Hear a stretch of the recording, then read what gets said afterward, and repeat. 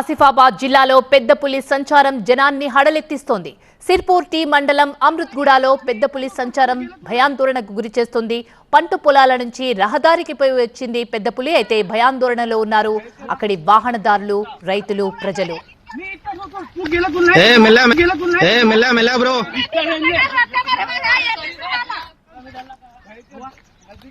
తెలంగాణలోని ములుగు జిల్లాలో పెద్ద పులి టెన్షన్ నెలకొంది.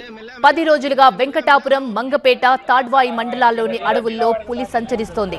నిన్న సాయంత్రం నీటి కొలను దగ్గర పులి రావడాన్ని గమనించిన అధికారులు ఆ ప్రాంత ప్రజలు అప్రమత్తం చేశారు. గోదావరి నదీ పరివాహక ప్రాంతంలో పులి సంచరిస్తున్నట్లు అటవీశాఖ అధికారులు చెబుతున్నారు. ఒంటరిగా పొలాల్లోకి వెళ్లొద్దని అధికారులు సూచిస్తున్నారు. గుంపులుగా ఉదయం 10 గంటలు దాటిన తరువాతనే పొలాలకు కానీ, అడవుల్లో కట్టెలకు కానీ వెళ్లాలని, సాయంత్రం 4 గంటలకల్లా తిరిగి వచ్చేయాలని అధికారులు సూచిస్తున్నారు.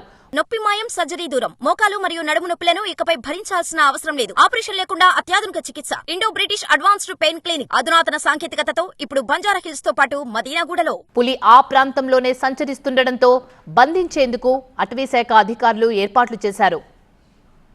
మధ్యప్రదేశ్లో నడి రోడ్డుపై తిరుగుతూ కలకలం రేపింది చిరుతపులి. షియోపూర్ నగరంలో రాత్రిపూట దర్గా వీధుల్లో సంచరిస్తూ జనం కంటపడింది. నా దారి రహదారి అన్నట్టుగా ప్రధాన రహదారిపై నడుచుకుంటూ వెళ్లింది చిరుత. నగరం నడిబొడ్డున, అది కూడా మెయిన్ రోడ్డుపై తిరుగుతున్న చిరుతను చూసి బెంబేలెత్తిపోయారు వాహనదారులు. అయితే దారి తప్పి నగరంలోకి వచ్చిందంటున్నారు అటవీశాఖ అధికారులు. ఆ చిరుతను కూనో నేషనల్ పార్క్లోని అగ్నిగా గుర్తించారు. అయితే జాగ్రత్తగా ఉండాలని షియోపూర్తో పాటు చుట్టుపక్కల ప్రాంతాల వాసులను అలర్ట్ చేశారు అధికారులు.